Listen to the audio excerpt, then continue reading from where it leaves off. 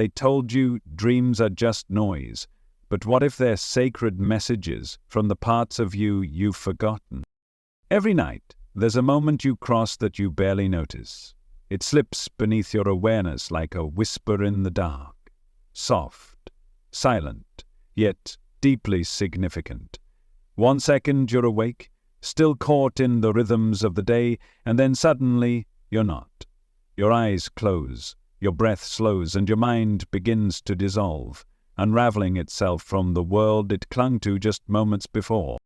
This moment, this quiet passage, is not as empty as it seems. It's not simply the body shutting down or the mind powering off. What you're crossing is an invisible threshold, a liminal space, an ancient doorway hidden in plain sight, one that leads you from the world of form and identity into the unseen landscapes of your inner reality. You've been taught to ignore this crossing, to rush through it like a hallway with no destination. But what if I told you this hidden gate holds more power than anything you experience during the day? What if this transition into sleep isn't just a fade into unconsciousness, but a step into another world entirely? There's a reason why so many cultures across time held this moment as sacred. The hypnagogic state, the brief phase between waking and sleep, has always been revered by mystics, seers, and sages as a portal to something beyond. Not just dreams, but the deeper architecture of consciousness itself. It's the bridge between dimensions, the veil between the seen and unseen, the known and the forgotten. You may not realize it, but you've been here countless times. Perhaps you've felt it before, those strange images that flash behind your eyelids before you fall asleep, that sudden sensation of falling or the moment your body jerks awake as if you've tripped on nothing. Maybe you've heard whispers that weren't really there, seen faces in the dark that disappeared when you opened your eyes. These aren't hallucinations. They are echoes from the other side of the threshold. The ancients knew this. In Greece, it was said that sleep and death were brothers, Thanatos and Hypnos, born of the night. The gate to sleep was the gate to the underworld, a place not of doom but of mystery, a realm where the soul could wander freely beyond the chains of the body and the mind. The oracles of Delphi, the mystics of Eleusis, they understood that what happened during sleep wasn't meaningless. It was initiation, a rehearsal for dying, yes, but also for awakening. In Egypt, priests trained for years to consciously pass through this hypnagogic veil. They believed that if one entered sleep with awareness, the soul, called the Ba, could separate from the physical body and travel through realms beyond. Temples were built not just for prayer but for dream incubation. You didn't sleep to forget. You slept to remember, to explore, to retrieve messages from divine sources or heal wounds too deep for waking hands to touch. And in more modern times, even though we no longer build dream temples, the truth still lingers in those quiet spaces before sleep. Look closely. When your mind starts to drift, when language dissolves into feeling, when images begin to form without logic or control, this is the hypnagogic state. And it's far more than a prelude to dreams. It's the slipstream of the soul, the moment your conscious mind begins to release its grip, allowing deeper forces to rise. These forces don't speak in words. They speak in symbols, sensations, colors, visions. Sometimes they feel like memories, sometimes like prophecies. Often they make no sense to the logical mind, but that's the point. The gate you cross each night isn't guarded by intellect, it's guarded by surrender. You can't think your way through it, you feel your way through it. And the truth is, you've already been doing this your entire life. You've just forgotten how sacred it is. Because in our world, sleep has been reduced to a function, a necessity, a repair job for the brain. Science tells you that your body needs rest, your neurons need recalibrating, your hormones need balancing, and while all of that is true, it's only part of the story. The rest, the deeper story, has been hidden, or maybe not hidden, just ignored. Think about it. You spend a third of your life asleep. That's nearly 25 years if you live to 75. Would nature really design something so extensive, so regular, so essential, just for the purpose of shutting off? Or is it possible that sleep is not a shutdown but a shift? A shift in consciousness, a migration, a returning. Because the moment you begin to fall asleep, you don't disappear. You transition. Your awareness isn't gone, it's relocated. Detached from the external world, it begins to float, to explore. And in that drifting lies a truth most of us are never taught. You are not your waking thoughts. You are not your to-do lists or your job or your name. You are the one who watches all of it fade. You are the one who stands at the gate. The hypnogogic state is your invitation to remember that. It's the entry point to the mystery, the place where the veil thins and your true self begins to speak. If you've ever had a sudden insight before sleep, a vision, a phrase, a flash of understanding, you've brushed against it. If you've ever felt yourself floating just before slipping away, you've touched it. If you've ever seen something in your mind's eye that couldn't be explained, you've stood at its edge. And yet every night you walk right past it, not because you don't care, but because you were never told that the moment mattered. You were told to sleep for energy, for recovery, for skin and focus and productivity, but you were never told that sleep is a doorway, that it holds layers, that it initiates you without your consent into a deeper dialogue with your soul. So now the question becomes, what would happen if you walked through that gate with awareness? What if, instead of collapsing into sleep unconsciously, you approached it as a sacred crossing, not with fear, but with reverence, with curiosity? What would you discover? What would unfold? And more importantly, who would you become? Because that quiet moment, the one you usually miss, is not the end of the day. It's the beginning of a return to the unseen self, a return to the vastness you've forgotten, a return to the part of you that remembers everything. You stand at the threshold every single night. The only question is, are you ready to step through with your eyes open? You've been told a story about sleep, a simple, mechanical story, that your body gets tired, that your brain needs a break, that sleep is nothing more than downtime, a biological reboot, a maintenance routine. Just like a machine powers off to cool down, you're told your body must rest to function properly. Hormones regulate, muscles repair, memory consolidates, and that's all there is to it. Nothing more, nothing sacred. But that story is incomplete, because sleep is not the absence of waking. It's not a void. It's not the off sweetener to your mind. It is a journey, a ritual, a passageway older than civilization, more profound than anything science can measure. And for thousands of years, long before the human body was seen as a system of chemicals and circuitry, sleep was known as something else entirely, a spiritual voyage. Somewhere along the line, that meaning was lost. But it wasn't always this way. In ancient cultures, sleep was revered, not dismissed. It was not seen as a passive state, but as an active one, a movement, a migration of the soul through layers of reality. The Egyptians, for instance, believed that sleep was a sacred descent, that the soul, or Ba, would leave the body each night and travel through the Duat, a multi-dimensional realm filled with symbols, trials, teachers, and thresholds. You didn't go to bed to rest. You went to sleep to travel, to explore hidden knowledge, to receive guidance, to commune with the divine. Temples were built for this. Not temples to worship idols or gods from afar, but temples where one could be trained to sleep consciously, to lie in sacred silence while the priests guided your soul into the unseen realms. These were called houses of life, and inside them, dreams were not forgotten. They were studied, decoded, recorded in sacred texts. They were seen as sacred messages from the deeper world you came from and to which you would one day return. They knew something we've forgotten, that sleep was a return to source. Across the ocean, in India, the ancient sages mapped this spiritual terrain in meticulous detail. The Mandukya Upanishad, a text over 2,000 years old, doesn't just describe sleep as biological rest. It describes it as a sacred architecture of consciousness. They outlined 4 states: waking, dreaming, deep sleep, and turiya. And turiya wasn't just a mystical bonus. It was the goal, the pure, ever-present witnessing awareness behind all states, the self, untouched by the mind, untouched by form. In this framework, sleep isn't a descent into forgetfulness. It's a possible ascent into truth. When the body sleeps, the mind dissolves.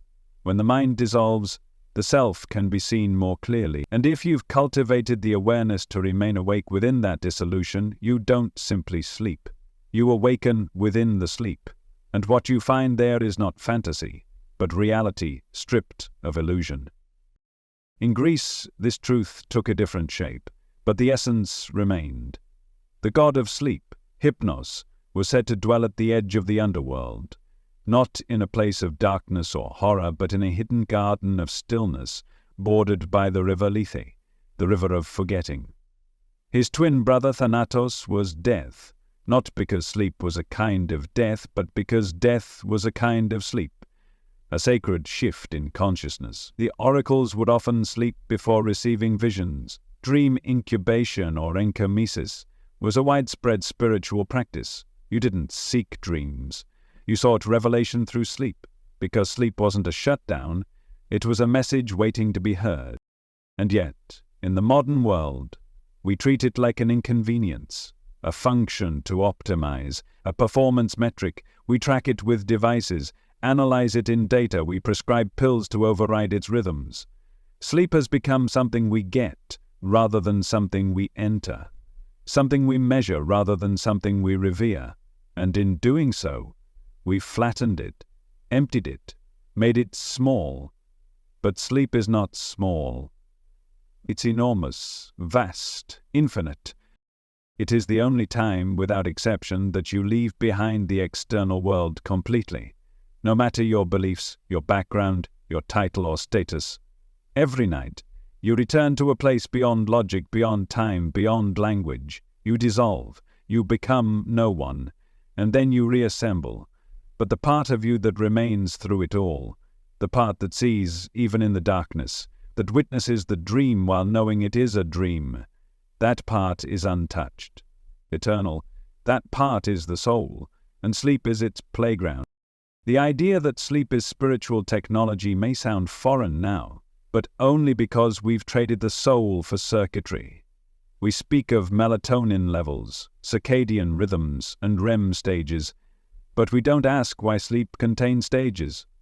We don't ask why our minds retreat from the external world in such a precise, rhythmic sequence. We assume it's for survival. But what if it's for evolution? What if these stages are like chambers in a temple, each one leading you deeper into yourself? Because whether you remember them or not, you move every night, not just through dreams, but through dimensions of consciousness. You shift from beta to alpha to theta to delta. Your brain waves slow, your ego loosens, your body becomes still, even paralyzed. And through this stillness, your inner being awakens, not in the way you awaken in the morning, but in the way a fire awakens in darkness. Quiet, slow, luminous. You've been doing this your whole life. You just haven't been taught to see it. You've been taught that what you experience in sleep is nothing. But the mystics say it's everything. They say sleep is the rehearsal for death. But more than that, it's the rehearsal for awakening. Because sleep reveals what you truly are, not a thinker, not a body, not a personality, but an awareness that remains even when the rest dissolves. Imagine if that were the way we approached bedtime, not as a collapse into exhaustion, but as a sacred return, a daily initiation, a descent into the holy chambers of the self, where the veil thins, where the masks fall away, where the soul begins to speak again in its original language, silence, symbol, sensation. This isn't philosophy, it's practice, it's ancient science, and it's accessible to you right now. You don't need a temple in Egypt, you don't need a guru in India. You need only the willingness to see sleep not as disappearance, but as doorway. So tonight, when your eyes begin to close and your body begins to let go, pause.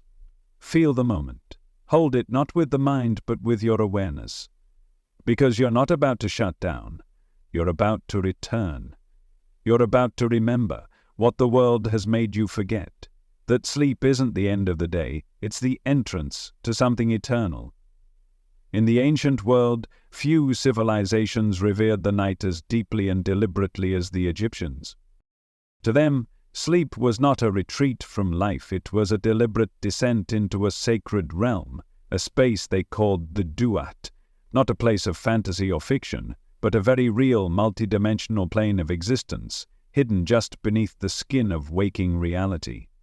When you closed your eyes, when your breath slowed and your body stilled, something within you began to stir. That something was the essence of who you truly are. And the Egyptians believed that each night your ba took flight. You didn't fall asleep, you departed. And where you went was not random. You journeyed into the duat, the mysterious underworld, the mirror world, the unseen landscape filled with symbols, gates, guardians, and lessons. It was a place of testing and transformation, and it wasn't limited to the dead. No, this was not only the terrain of the afterlife. The duat was available to the living, too, if you knew how to enter it, if you could cross the threshold consciously. And this is where the Egyptians excelled. They weren't just people who honored death. They were masters of the invisible, masters of dream. And in their temples, they taught select initiates how to sleep, not just to rest, but to travel. These weren't ordinary sleeping chambers. They were sanctuaries known as houses of life, sacred spaces designed for one purpose, to train the soul to navigate the realms beyond the physical. Imagine lying down on a stone slab beneath the sacred ceilings of a temple, covered in symbols and inscriptions. Incense curls through the air. Priests chant softly. The atmosphere is rich with stillness, thick with presence. You're not just going to sleep. You're preparing for a journey, a sacred voyage where your Bach will rise, detach from the body and fly through unseen corridors of spirit. The Ba is not a metaphor. To the Egyptians it was a literal part of your being. Often depicted as a human-headed bird, the Ba was your personality in its eternal form, distinct yet infinite. It was what retained your identity across dimensions. And each night, when the body lay still, the Ba was free to roam. It would ascend, slip through veils, and enter the duat not as a lost soul, but as a seeker, traveler, a student of the night. But you weren't sent into the duat unprepared. The journey was ritualized, protected, guided. Before sleep, sacred rites were performed. Prayers were whispered to Thoth, the god of wisdom and scribes, and to Anubis, guardian of transitions and keeper of sacred gates. Oils were anointed. Incantations were spoken to protect the Ba from malevolent forces. The belief was clear. The duat was real, and not everything within it was benevolent. There were trials, entities, lessons, but also allies, teachers, and truths buried like treasure beneath the sands of consciousness. And through it all, the Ba remained connected to the physical body by what some mystics would later call the silver cord, a lifeline between realms. As long as that tether remained intact, the traveler could return. But it was understood. This was not play. This was not illusion. This was a sacred mission of healing, insight, and transformation. This understanding of sleep was not exclusive to the priests. The people, too, believed in the power of dream. In fact, dreams were taken so seriously that kings consulted dream interpreters before battles. Farmers recorded their visions. Even common folk turned to dream texts to understand messages received in the night. The famous Ramesside dream book, discovered on papyrus, catalogued hundreds of dream symbols and their meanings. But these weren't superstitions. They were codified wisdom. Maps of the inner realm passed down through generations. Because sleep for the Egyptians was not just passive experience, it was revelation. And central to this revelation was the understanding that you are not bound by the body. Every night, your consciousness dislodges from the physical shell. Your senses go quiet. Your ego begins to dissolve. And something older, deeper, steps forward. That part of you does not need eyes to see. It does not need words to understand. It recognizes the language of vibration, symbol, and sacred geometry. It speaks through dream. It listens through silence. This is why the dream temples existed, to train that part of you, to sharpen its perception, to cultivate remembrance. Because the Egyptians knew that most people, even in their time, would pass through sleep unconsciously. They would drift in and out without ever realizing they had entered the sacred. But for those who were ready, for those who trained, each night became an initiation. The temple sleepers were guided not just into dreams, but into deliberate states of astral separation. The Ba would be taught to leave the body with full awareness, to observe itself moving between realms, to meet entities of light and shadow, and to return with knowledge. Healing often occurred during these sessions. Emotional wounds, physical ailments, psychic disturbances, because the Egyptians believed healing wasn't just about herbs or medicines, it was about restoring alignment between body, mind, and soul, and that alignment could be corrected during sleep. Even the very layout of Egyptian tombs and temples reflected their belief in the journey of the soul. Corridors symbolized the path through the duat. Chambers echoed the stages of transformation. Art and inscription weren't just decoration, they were functional tools. Keys for the Ba to navigate with. Each glyph, each deity, each story carved into stone held frequency, a frequency that resonated across dimensions. The temples were not dead spaces, they were living maps of the invisible. And it all began with sleep. Not a sleep of forgetting, but a sleep of remembering. To the modern mind, this can sound like myth. But what is more mythical? The idea that your soul journeys each night through sacred space? Or the idea that your consciousness simply turns off like a machine, only to power back on the next morning with no trace of where it went? Something in you knows the answer, because you've felt it.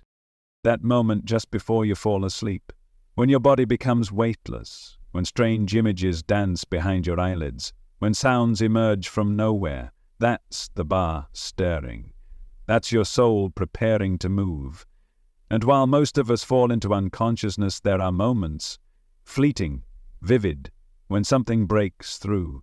A dream so real it haunts you for days. A message so clear it defies logic. A presence so familiar it makes you weep. That is the sacred voyage. That is what the Egyptians lived for. Not to escape life, but to enter the deeper life within it. So the next time you lay your head down at night, ask yourself this, not with your mind but with your soul. Where is my Ba going tonight? And am I ready to follow? Long before sleep was charted in stages by electroencephalograms or reduced to REM cycles and neurotransmitters, the sages of ancient India were mapping the terrain of consciousness, not with machines, but with the stillness of presence and the sharpness of inner awareness. They didn't need brain scans to detect what was happening behind closed eyes. They listened. They observed. They turned inward and found a cosmos within. According to the ancient Vedic tradition, sleep was never just a necessity. It was a doorway into the deepest aspects of self. And through the teachings of the Mandukya Upanishad, they revealed something extraordinary. Something modern science is only beginning to touch at the edges of. That human consciousness is not static but layered. That we don't just sleep, we travel through realms of being, and not just in dreams, but in the very architecture of awareness itself. The sages described 4 states. The first is Jagrat, the waking state. This is the state you know most intimately. It is your daily consciousness, the place where you engage with the physical world, where the senses dominate, where time, space, and identity feel solid, dependable, unshakably real. In Jagrat, your mind is tethered to form. You know your name, your roles, your responsibilities. You eat, speak, walk, plan, and perform. But this is just the surface of your being. As day slips into night, you enter the second state, Swapna, the dream state. This is where the outer world dissolves, and the inner world begins to project itself. In Swapna, the senses turn inward. What you see is no longer shaped by the physical, but by memory, emotion, thought, and desire. The rules here bend. Time stretches and contracts. You can fly, speak to the dead, visit places you've never been. This world is softer, more symbolic, but it's not unreal. It's simply more fluid. And behind every symbol in Swapna lies a truth your waking mind has forgotten how to decode. Then, deeper still, comes Sushupti, the deep sleep state. Here the dreaming ceases, images vanish, even the sense of I begins to fade. This is not unconsciousness, it only feels that way to the part of you accustomed to thought and form. In Sushupti there is no story, no self, no time, yet there is peace, profound peace. It's the moment your being returns to stillness, your body heals, your mind resets, and something in you surrenders to a presence far greater than identity. You don't remember this place, but it nourishes you every night. And when you awaken in the morning feeling truly rested, not just physically, but soulfully, it is because you've touched the quiet depths of Sushupti. But even Sushupti is not the final frontier. Beyond it lies a fourth state, not bound by the rhythms of day or night, not chained to body, thought, or dream. This is Turiya, and Turiya is not a state you enter. It is a state you remember. Turiya is the background behind all the other states, the unchanging awareness in which waking, dreaming, and deep sleep all arise and dissolve. You could say it is the screen on which the movie of your life plays, but it is more than that. It is the observer, the silent witness that watches as you wake, dream, and sleep. It is not touched by emotion, not altered by memory, not bound by story. It is always present, pure, effortless, eternal. Turiya cannot be grasped with the mind, but you've known it. You've known it in those brief moments just before waking, when your body hasn't yet stirred and your mind hasn't yet spoken. You've touched it in meditation, when thought falls silent and all that remains is a vast, vibrant stillness. You've glimpsed it in the deep silence of sleep, when you awaken not because of a dream, but because something in you has returned from a depth so still, so sacred, that words feel unnecessary. In the modern world, we use EEG machines to monitor brain waves as we pass through sleep. We talk about alpha, theta, delta frequencies. We track light sleep, deep sleep, REM. We understand that the brain does not shut down during sleep. It becomes highly active, shifting in cycles throughout the night. Each stage of sleep is marked by a unique rhythm, a different speed of electrical pulses. We call it data. We call it science. And yet, what we're really observing is consciousness in motion. Alpha waves emerge when the body is relaxed but alert, a meditative state. Theta waves dominate during early stages of sleep and deep meditation, where imagination and intuition arise. Delta waves arrive in the deepest stages, the slowest and most restorative, linked with Sushupti. And then there are gamma waves, flashes of insight, unity and expanded awareness, found in REM sleep, found in lucid dreaming, found in monks who have spent decades in meditation. What science is now detecting, the sages once described in sacred poetry. They didn't need devices to prove that something sacred unfolds during sleep. They knew, because they had felt it, witnessed it, traveled through it with awareness. To them, the journey through Jagrat, Swapna and Sushupti was not random, it was a cycle, a wheel, and Turiya was the axis, the unmovable center, the true self. And this is where the teachings become more than philosophy. They become practical, because once you know that Turiya is the ever-present witness, you realize something radical. You don't have to wait until you're asleep to access it. You can become aware of it here, now, in this moment. Right now, as you hear these words, there is something in you that is watching. Not your mind, it's doing the interpreting. Not your emotions, they come and go. Not your body, it's simply receiving the experience. But that presence behind it all, the one who knows this is happening. That's Turiya. and it never sleeps. It never forgets. You could go your entire life shifting from waking to dreaming to deep sleep and never realize that all three states are happening within you, not just to you. But if you become aware of this truth, something changes. You stop identifying so fully with the waking self. You see dreams not as illusions, but as messages. You no longer fear the silence of deep sleep because you sense the spacious awareness behind it. You begin to trust the night. You begin to listen. And sleep becomes something sacred again. Not a collapse into unconsciousness, but a gentle return to source. A remembering of what you are beneath the stories. A journey through yourself, back to yourself. And somewhere in that stillness, in the moment just before the dream begins or the thought arises, you touch the edge of Turiya, and it touches you back. There is a way of seeing the world that has never been separated from spirit, a way that does not draw hard lines between past and present, waking and sleeping, body and earth. To the indigenous peoples of Australia, this way is not a philosophy, it is reality. A reality they call the dreaming. But the word dream doesn't capture its fullness. In English, dreams are often dismissed, fleeting images, disjointed thoughts, a trick of the mind during rest. In the Western world, we're taught that dreams are private, meaningless, or purely psychological. But to the Aboriginal cultures who've held onto their wisdom through tens of thousands of years, dreaming is not escape. It is the ground beneath everything. It is not imagination, it is origin. The dreaming is not something that happened once, long ago. It is happening still. It is the living, breathing memory of how all things came into being. The land, the animals, the rivers, the stars, and the people. It is the ancestral layer of reality, the invisible dimension that pulses beneath the surface of the physical world. And it's not just back then, it is here, always, a continuous thread that connects all time and all beings in a sacred rhythm of becoming. And in sleep you return to it. You touch the dreaming not by effort, but by surrender. When your eyes close and your body lies still against the earth, something in you begins to drift.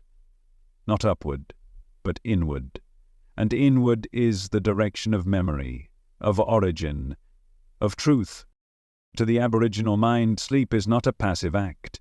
It is a journey back into the oldest stories, the ones that don't just describe the world but shape it. In this view, the land is not separate from you. The rocks, the trees, the water, the sky. These are not objects. They are beings. Ancestors, carriers of story, holders of law. And every night, when the mind quiets and the ego dissolves, your soul is given the chance to rejoin them, to listen, to remember. In the dream time, the lines between self and world fade. You do not dream about the land, you dream with it. The hills speak, the wind instructs, the ancestors walk beside you, and the visions you receive are not random. They are teachings, they are sacred transmissions encoded in symbol and sensation. They are memory speaking back to you, not from the past, but from a place outside time. In many Aboriginal cultures, dreaming is not reserved for sleep. It flows into waking life. It informs decisions. It guides journeys. It reveals purpose. Because dreaming is not just what happens when you close your eyes. It is a dimension of existence always present, always vibrating just beneath the veil of the visible. And yet, sleep holds a special place. Because in sleep that veil softens. You don't have to fight to see. You are carried, you are received. In the dream time you might meet a serpent, whose body is the riverbed of your homeland. You might walk the footsteps of your great-grandmother, even if you never knew her name. You might be shown a mountain that holds your story, your task, your place in the larger pattern of being. These are not metaphors. They are real, just as real, if not more, than what you see with your waking eyes. Western science would call this a projection, a neural phenomenon. But what if science has only just begun to scratch the surface of what the Aboriginal mind has always known? That the world is layered, that consciousness is relational, that sleep is not where reality disappears, it's where it deepens. To truly understand the dreaming, you must let go of the idea that time is linear. You must let go of the belief that knowledge comes only from books or data, because in this way of being, knowing is embodied. It is felt. It is passed down through song, through story, through silence. A child may hear a story 100 times before realizing that it is not just a tale, it is a map, a key, a living thread that connects them to the earth and to all who have walked it before. The elders, those who carry the old songs, are not just storytellers. They are memory keepers. They are dream guides, and they do not speak casually. When they speak of dreaming, they speak of responsibility. Because dreams are not just for you. They are part of a shared pattern, a sacred ecology of soul and soil. When you sleep, your soul steps outside the body, not to escape it, but to reconnect with what it forgot, to bathe in the memory of the world, to receive instruction not from logic but from presence. You might be given a vision of a fire, a bird, a single word. It might make no sense to your waking mind, but if you sit with it, if you carry it with respect, it may unfold. It may begin to reveal something that was hidden not because it was far away, but because it was too close to see. The dream is to remember what the world has been trying to tell you. It is to step out of the noise and back into the rhythm.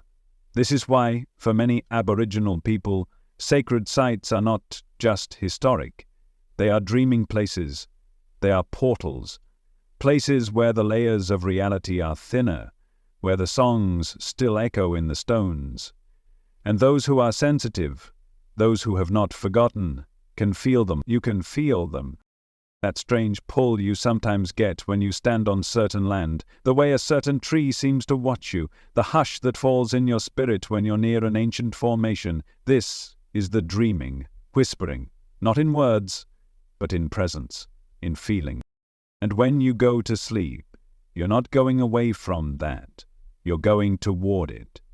Sleep, in this understanding, is not a gap in awareness. It's a restoration of it, a return. And every night you are invited back to the sacred, to the real, not the real of concrete and clocks, but the real of essence, of spirit, of story. You are not just dreaming for yourself, you are dreaming for the earth. You are dreaming for those who came before, and those who will come after. In the dream time you remember your place in the circle, not above the earth, not below it, but part of it, woven into its rhythm, bound to its breath. So the next time you lie down to sleep, do not treat it as forgetting. Do not rush through it or numb yourself with distractions. Honor it. Approach it as the ancestors did, not as escape, but as return. Close your eyes, feel the stillness, and listen, because the land remembers you, and in sleep, you remember it. There was a time when the night was holy. It arrived not with fluorescent glare or endless distraction, but with silence, with stars, with the soft hum of the earth exhaling from the day. People didn't resist the night. They welcomed it. They sat by firelight, told stories passed down from ancestors, listened to the sounds of owls and wind, and slowly descended into a space of rest that wasn't just physical, it was spiritual. The transition from waking to sleeping was a rite, not a routine, a gentle descent into mystery. The darkness wasn't something to fear. It was something to trust, something that held the soul like a womb. But all of that began to change. Slowly, at first, then all at once. The rise of industrial society reshaped the way humans related to time.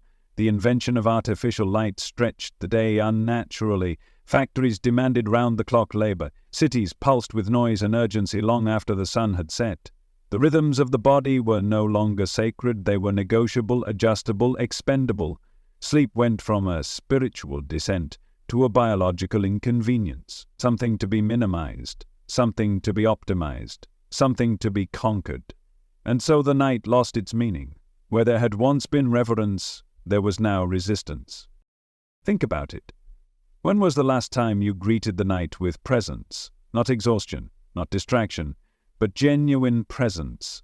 The kind that says, this is sacred time. Time to return to myself. Time to listen. Time to remember. Most people don't. They scroll, they binge, they numb, not because they're lazy, but because they're running. Running from stillness, from silence, from the very doorway that sleep offers them each night. Because in a world addicted to doing, to producing, to staying plugged in, rest has become almost taboo. Modern culture praises the hustle. It glorifies burnout. You're rewarded for pushing past your limits, for caffeinating through your exhaustion, for sacrificing your rest in the name of success. I'll sleep when I'm dead, they say, as if sleep were a weakness, as if stillness were a threat, as if silence held nothing worth listening to. But silence holds everything, and sleep, true sleep, is where that silence speaks. It didn't used to be this way. In nearly every ancient culture, the night was understood as a time of communion. Rituals marked the transition from day to night. In many traditions, prayers were whispered at dusk, offerings made to the unseen, gratitude spoken aloud for the blessings of the day. Sleep was entered into with intention, not passivity, and because it was entered with intention, it responded with insight. Dreams were remembered, messages received, souls renewed. Now, the average person enters sleep in a state of mental fragmentation, overstimulated, overworked, undernourished, not in food, but in spirit. The body may sleep, but the mind remains tangled in anxieties and algorithms, and the soul, it waits, silently, patiently, until you're ready to come back to it. But modern life makes that return difficult. You wake to an alarm, not your body's rhythm. You're pulled into screens before you've even fully landed in your body. Your first thoughts are of tasks, obligations, messages. There is no sacred beginning, and when the day ends, it ends abruptly. No soft unwinding, no descent. Just one more episode, one more scroll, one more email. The sacred night has been stolen, replaced by a loop, and at the center of that loop is a myth, that your worth is measured by your productivity, that you must earn your rest, that sleep is for the unambitious, that slowing down means falling behind. This belief has carved itself into the modern psyche, silently guiding behavior, making people feel guilty for simply being tired. But tiredness is not failure. Tiredness is a message. It's your soul asking to return. And when that request is ignored again and again, something begins to close, not just in the body but in the spirit. The intuition dulls, the dreams fade, the inner voice becomes harder to hear, because sleep is not just where the body recovers, it's where the soul speaks. It's where the hidden becomes visible, the invisible becomes felt. The mystics of the past knew this. They understood that sleep was a kind of temple, a space where truth could be revealed without interference.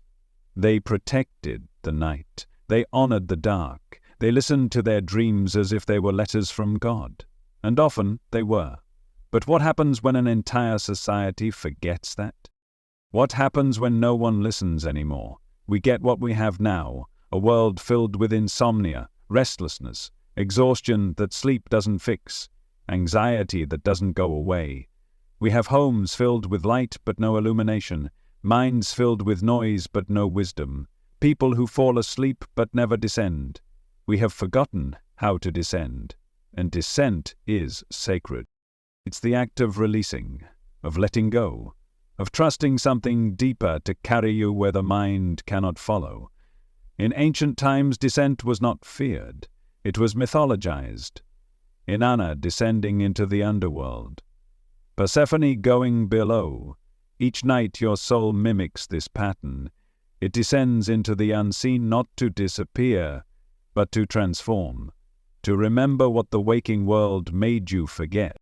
But when sleep is rushed, when the night is filled with static, the descent is blocked, and you remain on the surface of yourself, skimming through life without ever sinking in. This is not your fault.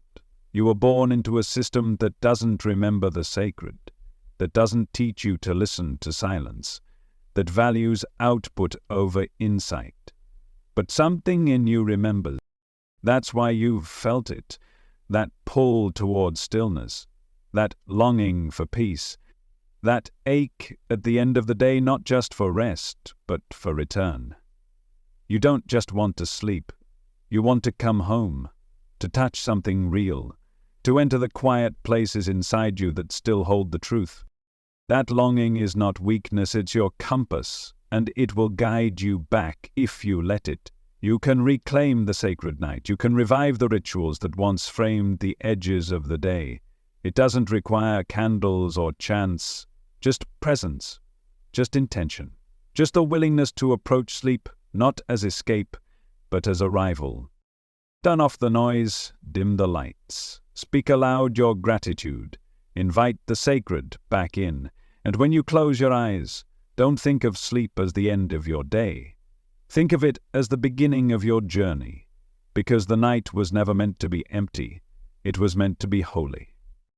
You've been told that dreams are nothing, that they're just leftovers, fragments of your day stitched together by a brain that doesn't know how to power down. Scientists say they're meaningless noise, your subconscious filing and sorting, maybe replaying a few emotional echoes, but nothing to take seriously. Just neurons firing in chaotic patterns, just a nightly glitch in your mental software. But deep down, you know that's not true. You've had dreams that stayed with you for days, even years. Dreams that shook you, dreams that whispered secrets you couldn't explain, or carried a presence so real it made you cry when you woke up. You've dreamed of people who are gone, places you've never seen, symbols you can't decode but somehow feel. These aren't accidents, they're not noise, they are messages, invitations, echoes of something wiser moving through you while your mind sleeps. Your dreams are not random, they never were. Long before psychology was a discipline, long before science could scan the brain, humans knew this. They treated dreams as sacred, as revelations, as communication between the human and the divine. Pharaohs built entire temples to sleep within, hoping for dreams that would reveal divine counsel. Prophets fasted for days to receive a vision. Elders taught their children to honor their dreams as lessons and warnings and truths not yet seen in the daylight. So what changed? At some point we stopped listening. We decided only what could be measured was real. If it couldn't be weighed, studied, or repeated in a lab, it was dismissed. And in doing so, we pushed our dreams into the shadows. We forgot that meaning isn't always measurable, that wisdom doesn't always speak in facts.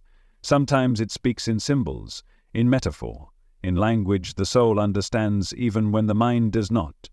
Carl Jung understood this.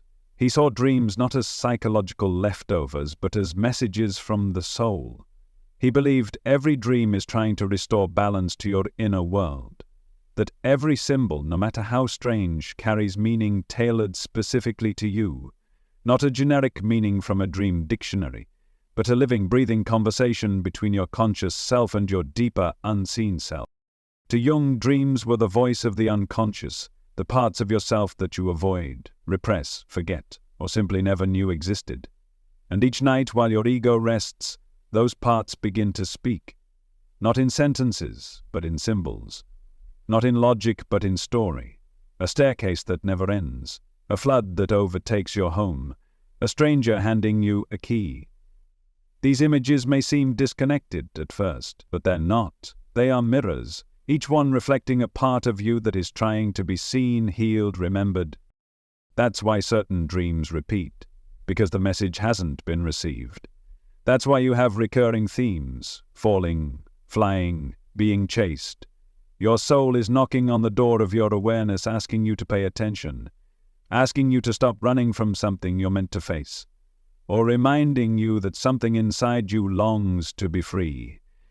It doesn't use direct language because the soul doesn't speak English, or logic, or math. It speaks the ancient tongue of the unconscious. It speaks in dreams. And sometimes your dreams carry more than just your own voice.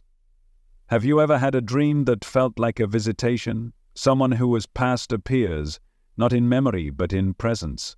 Their eyes lock with yours. They speak without words, and you wake up changed. Not sad, not happy, just deeply still, as if something sacred passed through you. That wasn't just a dream. That was a reunion.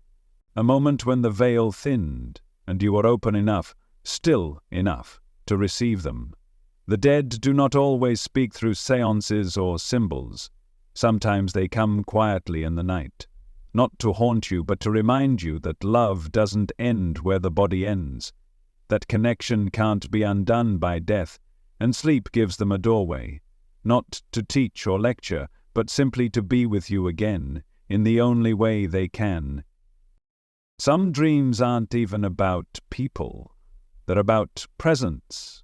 You wake up with a phrase in your mind that you never heard before. You dream of a place that feels more like home than anywhere you've ever lived.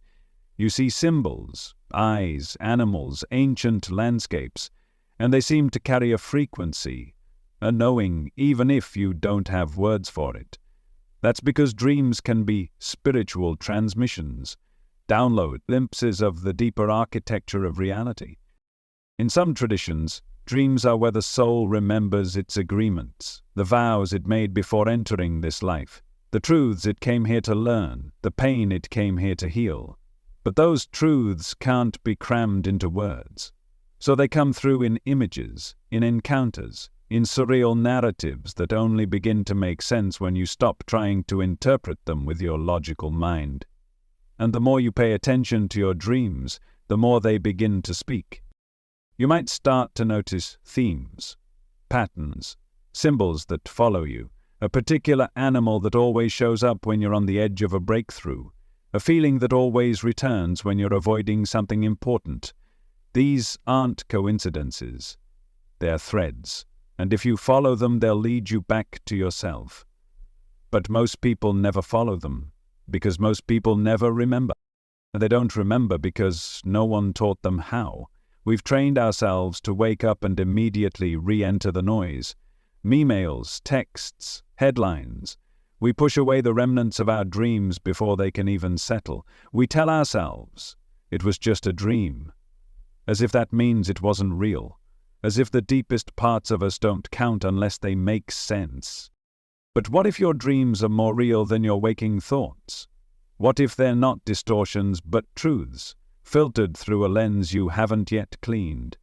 What if you started to treat your dreams like sacred texts, not to be analyzed, but to be sat with, to be felt, to be written down with reverence as if they were notes from a higher intelligence? Because they are. Your dreams are the soul's language, and the soul is always speaking. You just have to start listening. Keep a journal by your bed. Write down even fragments. Pay attention to colors, feelings, sounds. Notice who appears. Notice how you feel when you wake up. Over time, you'll see it. There's a pattern, there's guidance, there's intelligence behind it all. You're not alone in the night. You're not wandering through nonsense. You're being spoken to.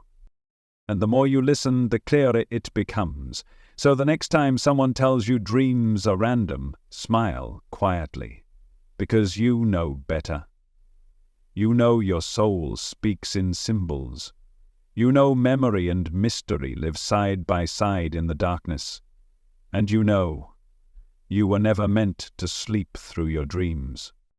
There's a place you go every night just before sleep takes you fully, a liminal space. A crack in the wall between waking and dreaming. It's brief, so brief that most people miss it entirely, but in that fleeting moment, something extraordinary happens. The veil begins to thin. This is the hypnogogic state, the transitional threshold between wakefulness and sleep. You've been there more times than you realize. It's the strange moment when your thoughts begin to drift into images, when your body feels heavy but your mind flickers with light. Sounds may come unbidden, shapes emerge and vanish behind closed eyes. Logic begins to loosen its grip. Time becomes strange, and if you pay attention, it becomes sacred. The hypnagogic state is not disorder. It's not nonsense. It is the first door, the beginning of the descent. a meeting point where the conscious and unconscious shake hands, and for those who know how to linger there, how to remain awake as they soften into sleep, this threshold holds revelations. Some of history's greatest minds knew this. They didn't stumble into genius, they waited for it. Just beyond the edge of sleep. Thomas Edison used to nap sitting up in a chair, holding steel balls in his hands. Beneath his hands were metal plates. The moment he began to drift off, the moment he crossed into the hypnagogic, his hands would release the balls and the sudden noise would wake him up. He'd catch the ideas forming in that liminal moment and write them down. It was a ritual, a sacred theft of insight from a realm just outside waking reach. Salvador Dali did something similar. He called it slumber with a key. He believed that true surrealism, the kind that bypasses the ego, could only be accessed in the moments just before sleep, when the conscious mind loses control and the imagination begins to speak freely. He would hold a key between his fingers while resting. When sleep approached, the key would fall, and the noise would return him to waking, still soaked in the symbols of that sacred state. They weren't escaping the world, they were slipping beneath it. Mystics have done this too. The ancient yogis called it yoga nidra, the sleep of the sages, a state between waking and sleeping where the body rests but awareness remains. In this space, visions arise, the ego fades, the soul steps forward. You may receive images, phrases, sudden knowing, not because you're dreaming, but because you're finally quiet enough to hear what has always been speaking. You've felt this. Maybe it happened when you were lying in bed just before sleep. You saw flashes of color, faces of people you didn't know, heard a voice whisper your name even though no one was there. Or perhaps your body jerked awake, as if falling, not because of fear, but because something in you was beginning to slip out of the ordinary and into the sacred. These are not glitches. They're invitations. In the hypnagogic state, the rational mind is no longer in charge, and when that happens, a door opens, the subconscious begins to rise like mist. Archetypes, emotions, unresolved memories, they all emerge not to haunt you, but to be seen, to be integrated. And if you learn to hold yourself in this space, not resisting, not analyzing, just witnessing, something extraordinary begins to unfold. You begin to remember. Not memories from childhood, but memories deeper than that. Soul memories, truths that were buried beneath the noise of daily life. You may suddenly understand something you've been struggling with for months. You may feel the presence of someone who loves you. You may see a symbol that repeats in your dreams and realize it's been trying to speak to you all along. And yet, modern life gives us no space to honor this threshold.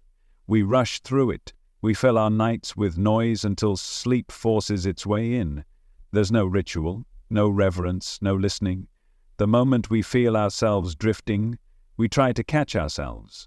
But catching yourself too soon is the very thing that keeps the door closed.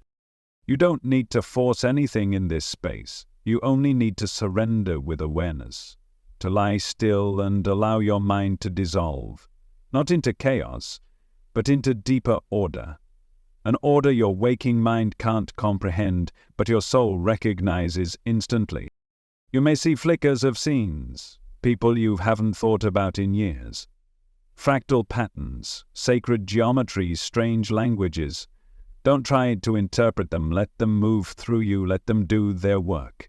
The hypnagogic state is a cleansing, a transition, a sacred washing away of surface thought so that truth can rise. And in those moments you are closer to the deeper self than you are at any other time during the day. Because the deeper self doesn't live in the linear, it doesn't speak in paragraphs. It speaks in pulse, in image, in energy. The more you learn to remain aware in this state, the more it opens to you. Not aggressively, not dramatically, but with gentleness, like a veil that lifts one thread at a time. You begin to realize that consciousness is not a binary. It's not on or off, it's a spectrum, a sliding scale. And the hypnagogic space is the gradient between what is known and what is infinite.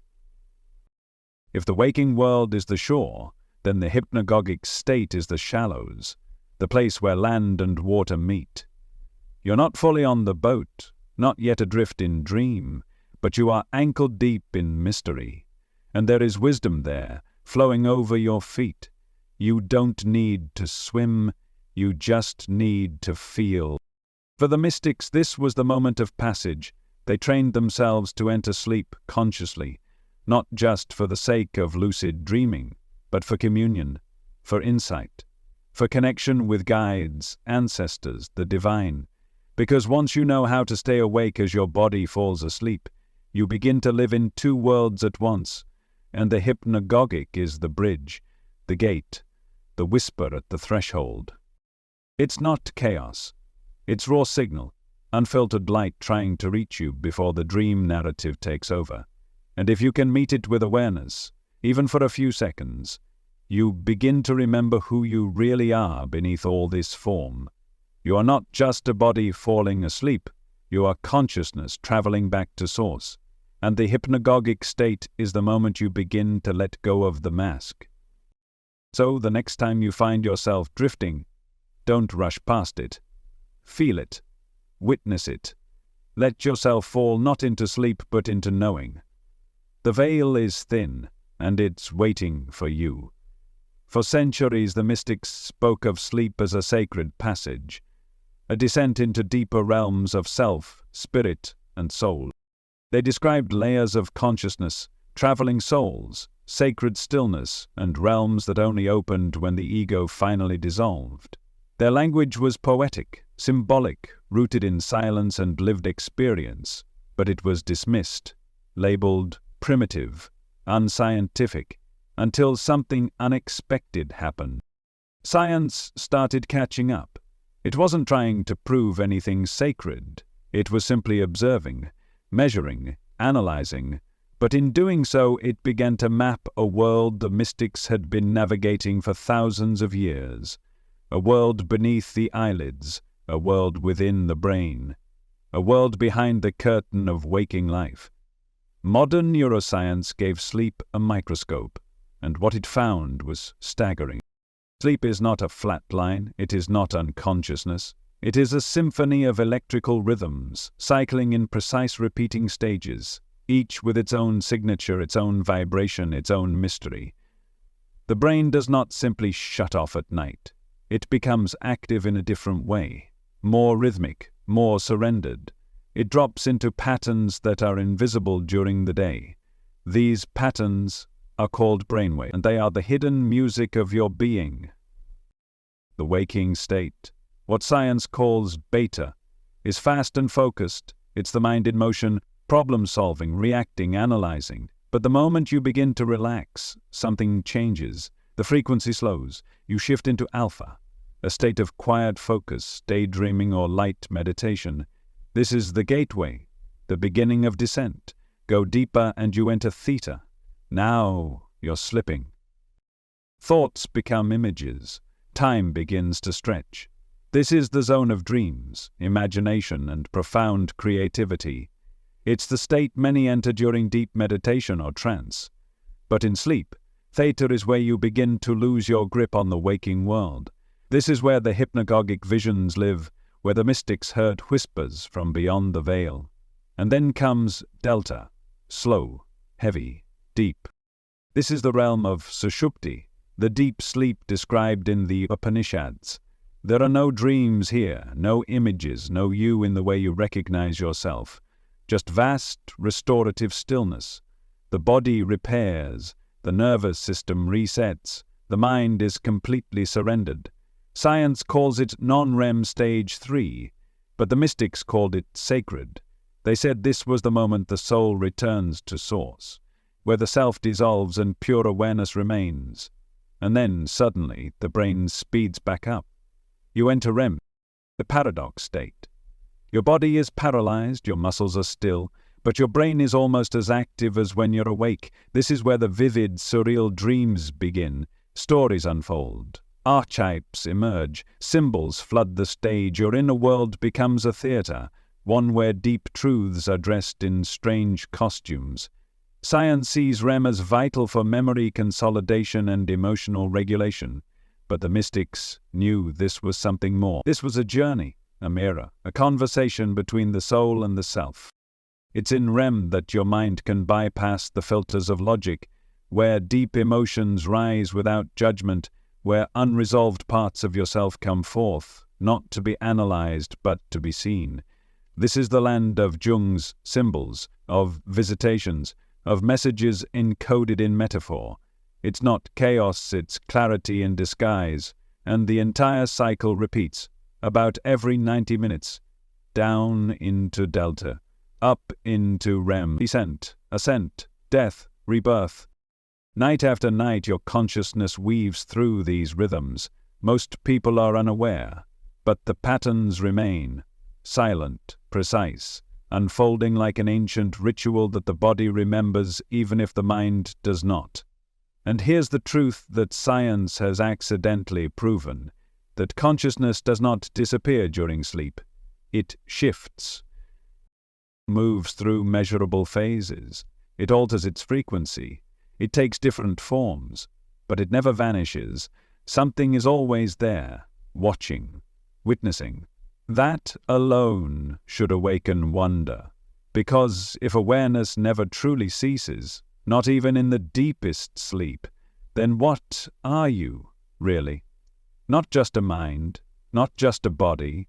You are something that moves through all of it, something that remains. This is what the mystics have always said, that you are the witness, the awareness that watches waking, dreaming, and deep sleep. The sages of India called it Turiya, the fourth state, the silent observer behind all experience. They didn't need EEG machines to find it. They sat in stillness and listened. They turned inward and discovered the same layered reality that modern machines are now confirming. Even the concept of lucid dreaming, once dismissed as fantasy, has now been verified in laboratories. Subjects trained in lucid awareness can signal with their eyes during REM. They are asleep, they are dreaming, but they are aware within it, conscious, active, choosing. This is not science fiction, this is measured, proven, and it's only the beginning. Neuroscience has started mapping what the mystics walked blindfolded. They are finding that deep meditation can induce brain states nearly identical to theta and delta, that seasoned meditators, especially monks and nuns, display heightened gamma waves associated with compassion, unity, and bliss. These are not anomalies, these are echoes of what was already known.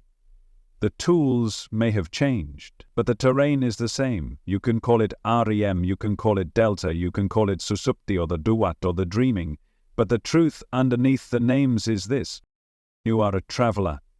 Every night, without exception, you leave the surface of life and descend into something deeper, something older, something wiser. And now, finally, science is confirming what the soul has always known, that sleep is not absence, it is presence in a different form. It is not unconsciousness. It is consciousness unbound. And when you begin to see your sleep this way, something changes. You stop treating it like a chore. You start treating it like a ceremony, a nightly ritual where the soul returns to the temple, where your deepest truths rise from silence, asking only to be felt. So tonight, when you lie down, remember this: your body may rest, your mind may drift, but your spirit is about to begin its sacred cycle, and something in you, something eternal, will be awake through it all. At some point in the night, after the dreaming has faded and the mind's chatter has gone silent, you begin to enter a place so deep, so quiet, that even the concept of self begins to dissolve. Science calls this stage 3 sleep, slow wave sleep, delta state. It is the deepest part of the sleep cycle, a time when your brain emits the slowest frequencies it produces, pulses of electricity that resemble the quiet, rhythmic beating of an ancient drum. Everything slows, everything stills, your heart rate drops, your body temperature decreases, your muscles relax completely, and your consciousness recedes. But recedes to where? That's the question no monitor can answer. Because while science can measure brain waves and monitor REM activity, it cannot follow your soul when it steps beyond the veil.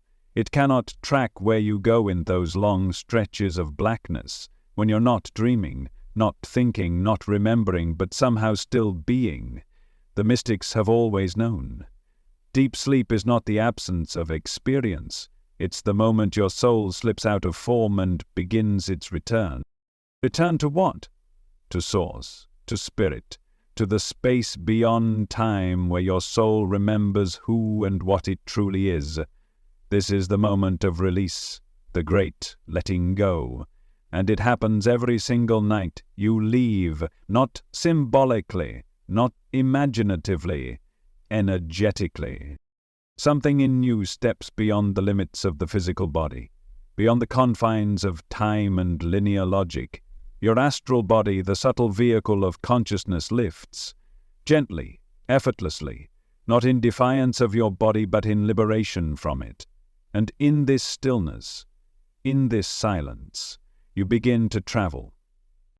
Some traditions call it astral projection, others call it soul flight or spirit journeying. The labels change across cultures, but the experience is universal. There's a moment in the night where you are no longer in your body the way you are during the day. You may return with no memory of the journey, or you may wake with the strange feeling that something happened, something important but elusive, like a name you once knew but cannot quite recall, and yet the body remembers. Because while the soul travels, the body heals. Stage 3, sleep, is where the deepest cellular repair occurs. Muscles regenerate. Immune function is restored. Tissues mend. It's as if the body receives its instructions, not from the mind, but from the soul's absence. The deeper you go into sleep, the more your body is allowed to return to its natural intelligence, to restore what waking life has worn down. Is it a coincidence that your body does its most powerful healing when your consciousness is most absent from it? Or is it possible that healing requires your surrender, that letting go, truly letting go, is what opens the space for something higher to move through you? In this space there is no resistance, no effort, no identity. You are not dreaming of being chaste. You are not building fantasies or replaying memories. You are not even aware that you exist as a separate self, and yet something in you persists. There is a presence, not a thought, not a name, not a narrative, just isness. Some mystics say this is the closest you come to God while still alive. In the Mandukya Upanishad, this state is called Sushupti, deep, dreamless sleep. It is described as the doorway to Turiya, the fourth state, pure consciousness. Not a blankness, but a fullness, a place where the soul rests in itself. No image, no sound, no division, just presence, just peace. And every night you return to it. You just don't remember, because the mind cannot grasp what it did not witness. It wasn't there, but the soul was. And perhaps that's why so many people feel inexplicably transformed after a deep night's sleep. It's not just physical. It's not just mental. Something else has returned to them. Something they didn't even know was missing. The soul has come back carrying something subtle, an energy, a knowing, a whisper. And though they can't name it, they feel it. In their clarity, in their breath, in the way their emotions feel lighter, their thoughts less frantic.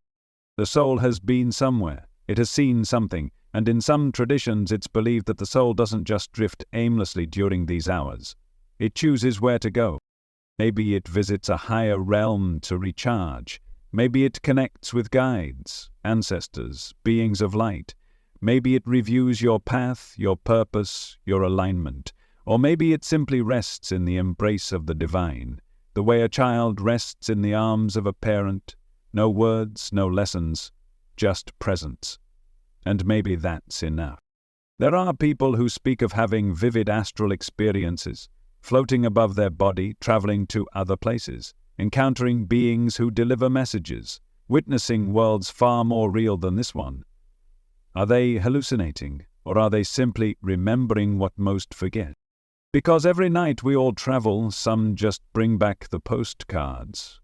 What science sees as a phase of inactivity is in truth a phase of the most profound activity, just not the kind we're used to measuring. The brain may slow, the body may still, but the essence of you, the part untouched by time or decay, is moving. Not outward, not forward, but inward. You are returning to the deepest chamber of your being, the place where the soul drinks from the eternal. And what's even more astonishing, you do it without effort. It doesn't require belief. It doesn't require practice. It happens because it's in you, woven into the design of your being. Sleep is not just biological recovery, it's spiritual remembering. A rehearsal for the final sleep, yes, but also a reminder that death is not disappearance. It's transition, and sleep shows you that transition every single night. So when your body becomes heavy, when your thoughts begin to fade, when you fall into that still vast darkness, you are not disappearing, you are departing. And when you return in the morning, when your eyes open and breath deepens, you are not starting from scratch. You are arriving again with something new, something subtle, something sacred. So the question is not if you go somewhere in deep sleep. The question is, are you ready to remember where? In the quiet hours of the night, something astonishing happens. Just when the body is stillest, paralyzed by nature's design, protected from acting out its inner world, the brain begins to spark with light. Electrical activity rivals that of full consciousness. Eyes dart behind closed lids, blood pressure rises, the breath becomes irregular, as if responding to unseen landscapes. You are in REM. And in REM the soul speaks in symbols. Most people think dreams are illusions, flickers of thought, emotional echoes from the day's events stitched together by a resting brain. But REM sleep is not chaos. It is a mirror, a sacred mirror, reflecting parts of yourself that are too vast, too mysterious, or too repressed to surface during waking hours. It is not a playground. It's a classroom, a temple, a theater of the unconscious where your soul becomes both playwright and performer. Every night, when you descend into REM, you enter a realm shaped not by logic but by energy, emotion, belief, memory. The ego softens, but doesn't disappear. It steps aside, just enough to allow the deeper self to come forward. That self doesn't speak in language, it speaks in image, pattern, symbol. It doesn't explain, it reveals. And what it reveals depends on how willing you are to witness it. To some, REM dreams feel random, fragmented. But look closer. They are rarely meaningless. They're full of clues. A house with endless rooms, a vehicle you can't steer, an animal watching you from a distance, a person who looks familiar but isn't. These aren't just details.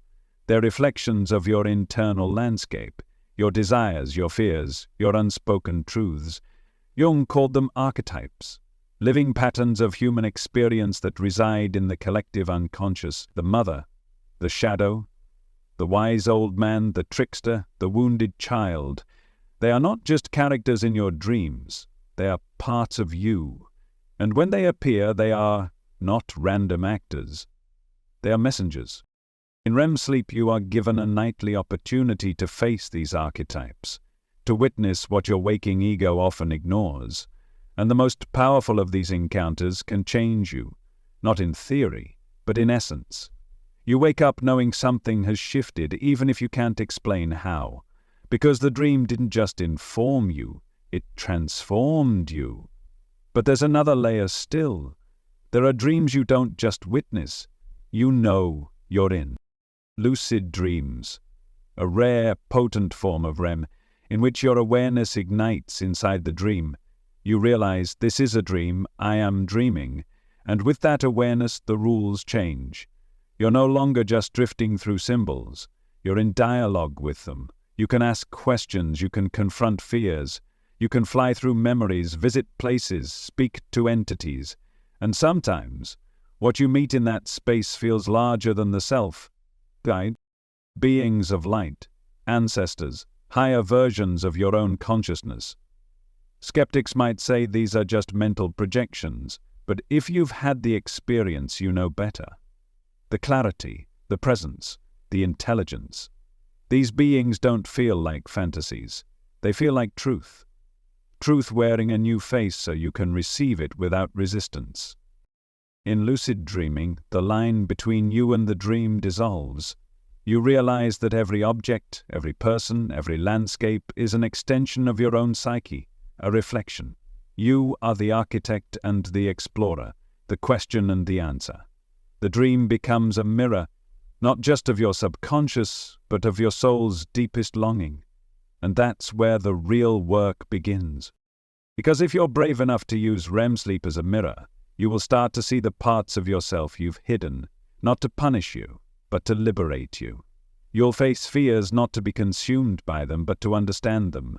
You'll encounter love, not romantic fantasy, but the raw, unconditional current that flows beneath all things. And sometimes the dream will strip you bare. It will show you where you're lying to yourself, where your ego is still clinging, where your heart is still closed. But it doesn't do this cruelly, it does it precisely, lovingly, with symbols crafted not to confuse but to awaken. The dream world, in REM, is not passive. It responds to you. Shift your thoughts and the environment shifts. Face the shadow and it might dissolve into light. Speak to the being at the edge of the forest and you might find it is you, in a form your mind could finally understand. Some of the world's most spiritual revelations have come from dreams. Sacred texts were born in the night. Prophets heard their callings not in daylight clarity but in nighttime vision. Poets, scientists, mystics alike have spoken of dreams where something other moved through them. Not entertainment, not madness. Contact. So the question is not, are dreams real? The question is, are you willing to see how real they've always been? REM sleep is not a glitch in biology. It is a mystical initiation you undergo every single night. You lose control. You enter a theater built from your own energy. You meet guides disguised as characters. You confront wounds cloaked in metaphor. And all the while your consciousness weaves through a tapestry of meaning so personal, so intimate, that only you can truly decipher it. But you must begin to look, not analyze. Look. Not every dream will be profound. Some will be strange, some will be funny, some will make no sense at all. But even in the nonsense there is pattern. Even in the chaos there is code. Dreams are not random. They are your soul's language. REM sleep is not a rest. It's a ritual. One where the self dissolves just enough to glimpse the truth behind the mask. And if you learn to befriend it, not fear it, not dismiss it, but honor it, it will start to reveal things, your wounds, your gifts, your purpose, your soul. Every night, whether you remember or not, the mirror is offered. Sometimes it's fogged with fear, sometimes it shines with clarity, but always it waits. So tonight, when your eyes grow heavy and your thoughts begin to fade, remember, you are not slipping into darkness. You are stepping into the mirror. And the one who looks back from that mirror might just be the version of you that's been waiting to be seen. There is a path that begins where most people believe the day ends. A path walked not with your feet, but with your awareness. A discipline older than most religions, refined over centuries, not in temples or monasteries, but in the quiet solitude of this sleeping body. This path does not ask for more effort during the day. It asks for presence at night. It is the path of conscious sleep, and it has been the gateway of mystics for millennia. In the ancient Himalayan tradition, it is called Tibetan Dream Yoga, but calling it a practice doesn't quite do it justice. It's more like a map, one that leads the practitioner into the dream world not as a bystander, but as a participant, not as someone lost in illusion, but as someone awakening within illusion to see through it. To the Tibetans, dreams are not simply random messages from the subconscious, they are a training ground, a sacred rehearsal for death, rebirth, and liberation. While most people fall asleep into forgetfulness, the dream yogi enters sleep with intention. They remain aware as the body surrenders. They watch as dreams unfold and dissolve. And within the dream they remain lucid, awake in the world of sleep, moving with purpose, observing with clarity.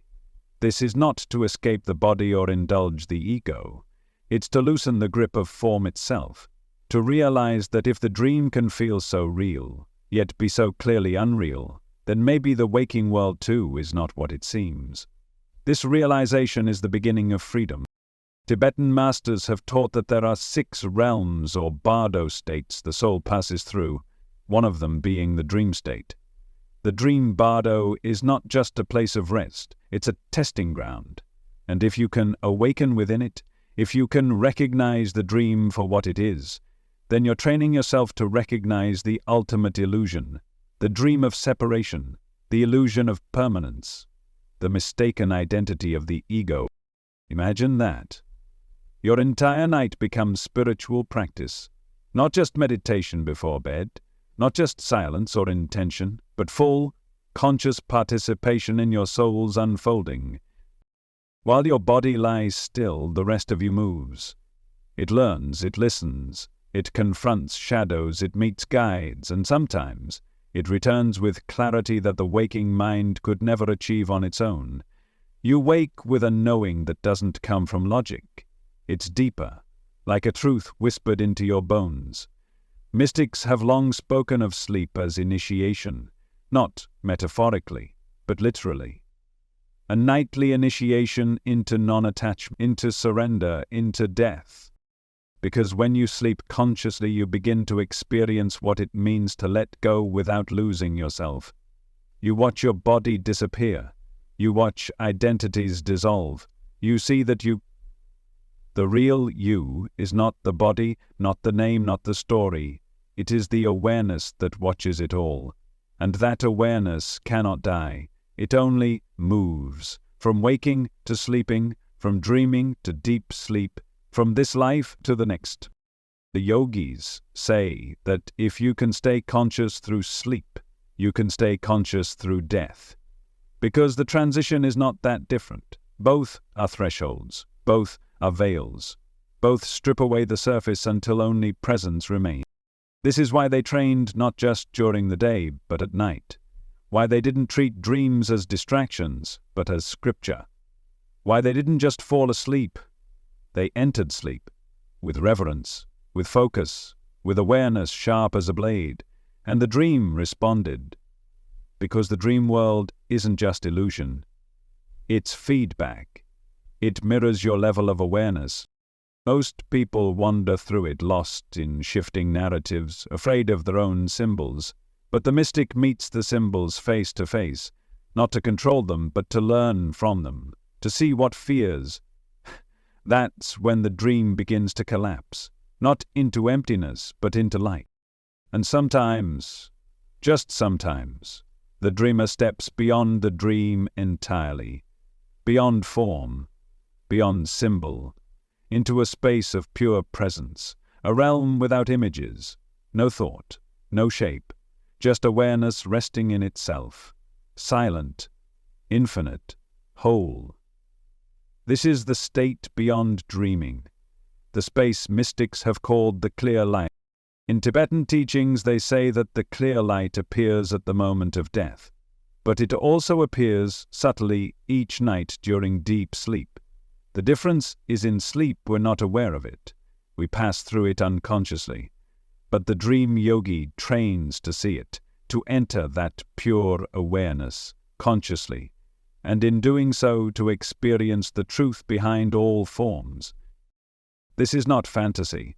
It is not wishful thinking. It is discipline, sacred work, and it is available to you. Not instantly, not overnight, but slowly, patiently. It begins with intention, with watching your thoughts as you fall asleep, with observing the edges of the dream. with asking questions inside the dream. Am I awake? Is this real? Who is witnessing this? At first, nothing may happen, but keep asking, keep observing. Awareness, once invited, begins to stay, and one night, without warning, something clicks. You realize mid-dream that you are dreaming. The world around you slows, the colors sharpen, you are awake within the dream. And when that happens, everything changes. You can look at your fears without running. You can fly. You can heal. You can ask to meet your higher self, to speak with your guides, to visit your past, to understand your future. You are no longer being dragged through the currents of the dream. You are swimming with purpose, with power, with clarity. Sleep becomes your temple.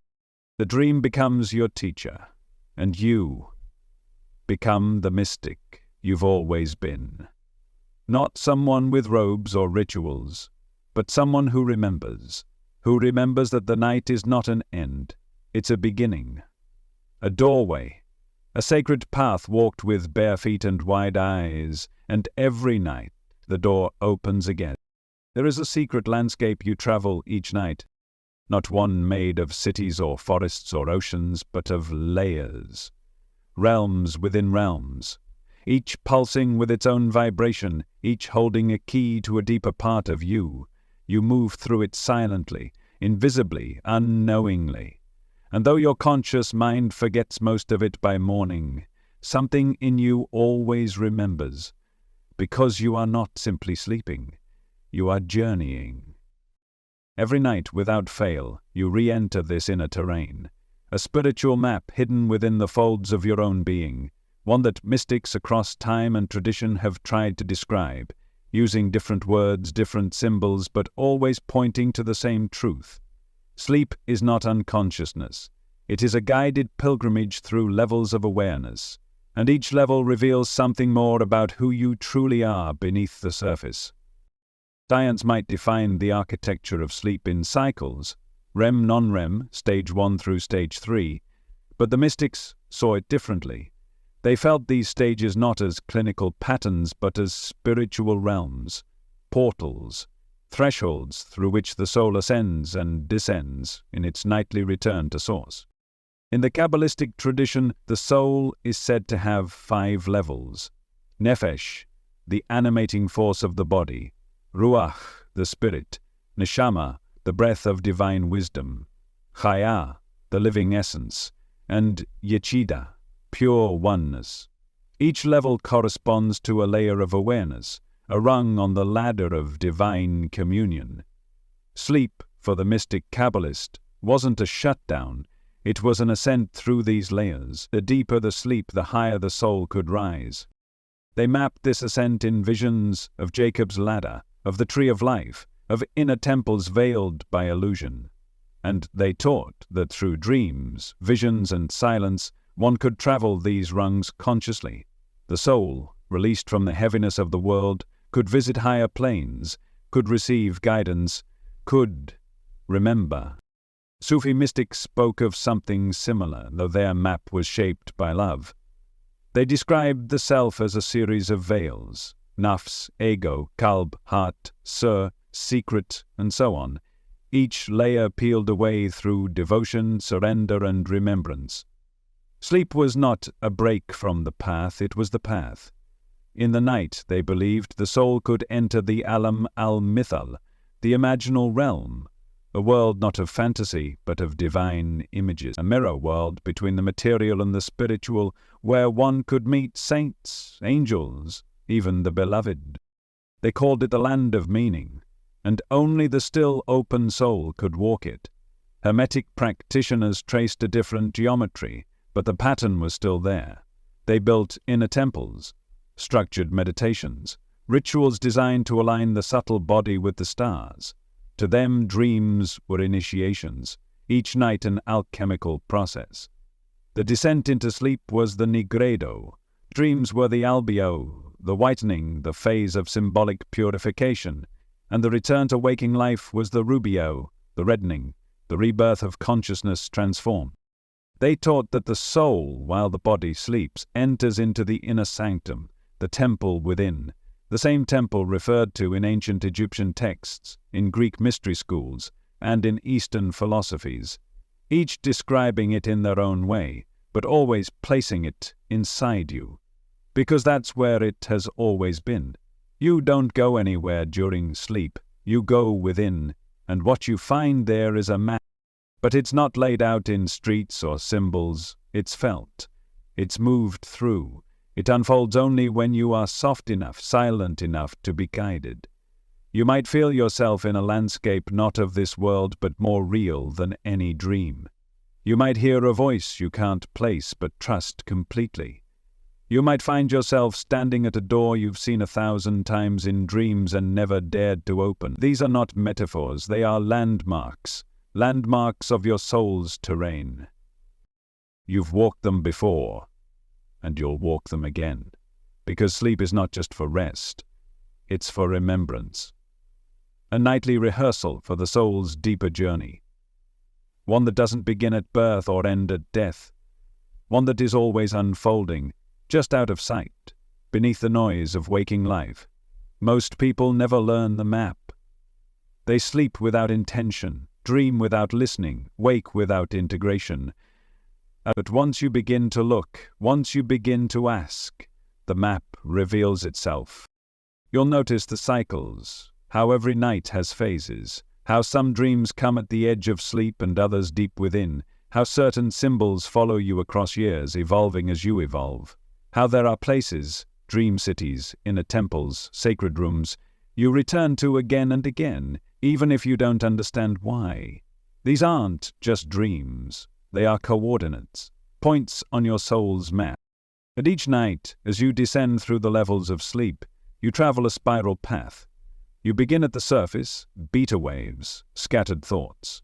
You drop into alpha, the threshold, then theta, visions, soft symbols, delta, deep silence, soul departure, and back up through REM, where the soul sends messages back into the psyche, trying to be seen.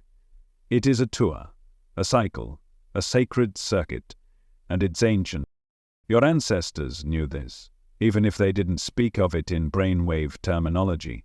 They honored the dream world not just as imagination but as instruction.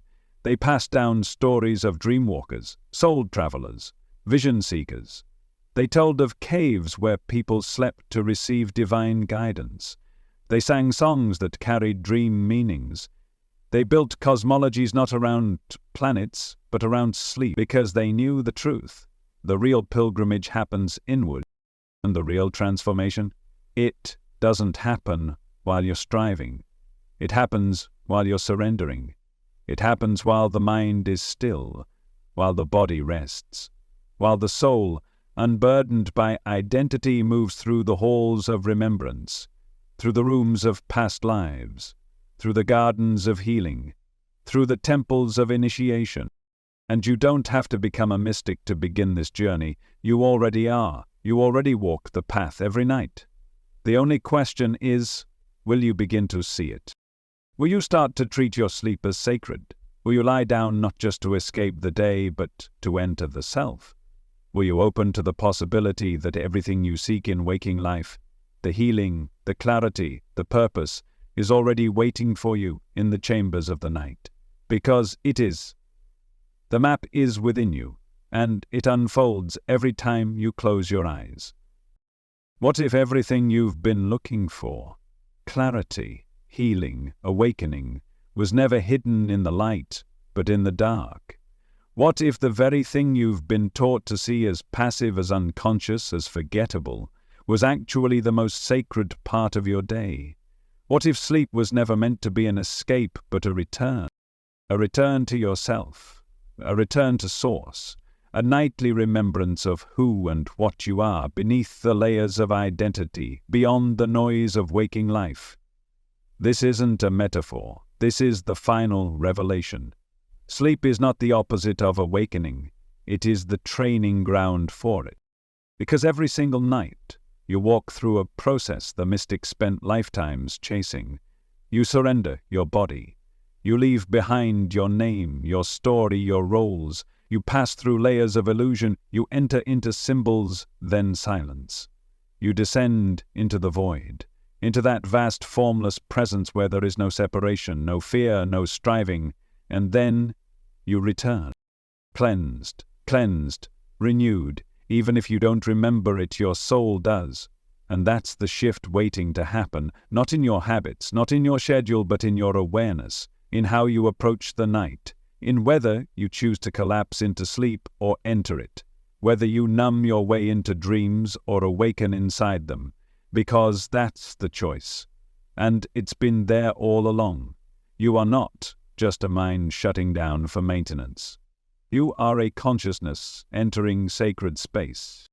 Night after night, you've been stepping through a veil without knowing it, drifting into the hypnagogic, the lucid, the deep, the mysterious, and every night your soul has been trying to reach you, through images, through feelings, through silence so complete it defies explanation.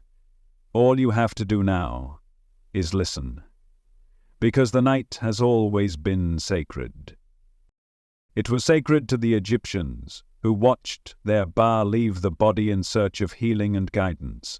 It was sacred to the Vedic seers, who mapped the 4 states of consciousness as a spiral toward the infinite.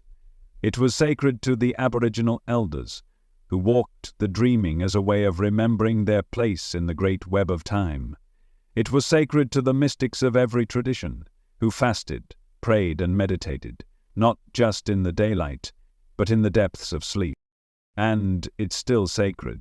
You've just forgotten. We all have. Modern life taught you that sleep is a weakness, that stillness is unproductive, that dreams are meaningless static. It robbed the night of its ritual. It stole the silence with screens and stress and speed. It told you to conquer the day, but never taught you to honor the night. But something in you remembers. That's why you've felt the pull, that strange ache as you lie in bed, not just to rest, but to go somewhere. That whisper in the silence, that knowing in your bones that something else is happening when the world is quiet and your eyes are closed, that the real you doesn't sleep. The real you watches, travels, learns, heals. That's not a dream. That's your soul. And once you begin to approach sleep as a sacred initiation, something unlocks. Your body still rests, yes, but your awareness begins to open. You start to notice the doorway as it approaches. The moment your thoughts become images, the space where silence becomes language. You begin to work with your dreams not as random stories but as coded guidance. You start to remember symbols, visit familiar places, encounter teachers who live not outside you but inside the deeper layers of your own consciousness. You realize the night is not absence, it is presence, purified.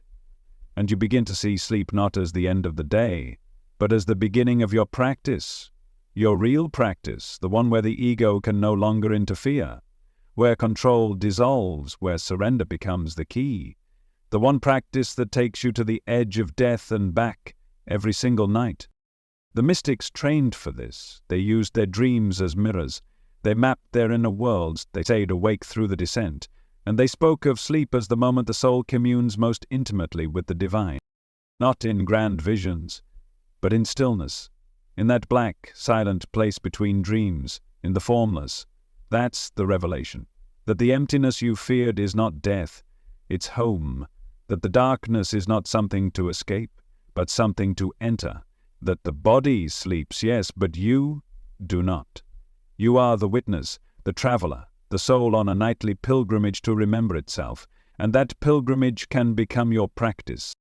Every night, before you sleep, set an intention, not a command, a devotion. I welcome the sacred journey. I am open to guidance, to healing, to remembrance. I offer my sleep as a return to truth. You don't have to force anything. Just invite it. Then lie down, turn off the noise. Let yourself fall, not into forgetfulness, but into presence. You may not remember your dreams at first. You may not feel different right away. That's okay. The soul's language is subtle. The practice of sleeping consciously is not a performance. It's a return. And every return brings you closer to who you've always been, a being of awareness, a vessel of spirit, a traveler on the inner path. So, tonight, when the day fades and the world grows quiet, when your breath slows and your thoughts begin to dissolve, know that something sacred is about to begin. Not an end, a doorway, not escape, awakening. You don't have to go looking for the truth anymore. You've already been journeying through it every night of your life.